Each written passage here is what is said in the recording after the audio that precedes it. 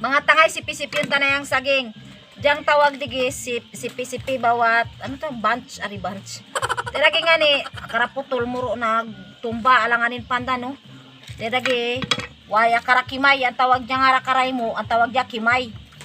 Dan sa kuyo nun kimay. May ritok nga dya. Kimay. Tadya nga ni sisipi-sipi yun ta para papaluton sa sunod. Sa mga matatas talaga ko yun nun, ang tawag dya sipi, saka sipi, ang tawag dya.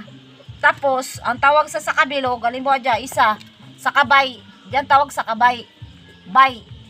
Pag yung tawag mo dya, sipi-sipi, malagi kon, yung sisipi-sipi mo ang saging. Dan, dya saka, ari, isak dun. Saka sipi ang tawag digi, saka sipi. Tapos, ang isa ay bay. Lalayin ta dyan, diyan tawag digi sa kabay. Alanganin pa nga ni mangod pa tayo kita may mayag tumba. Sobrang init ang kalibutan ng globas dagya karakimay.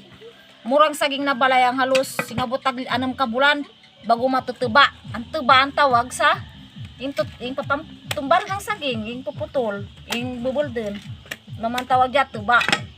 Pero sa inginom nga galing sa inyo coconut juice. tuba sa ko yun. Pero pag Bisaya tuba. Di ba? Tadagin tawag digi ay bay. Dagi ay sa kasipi.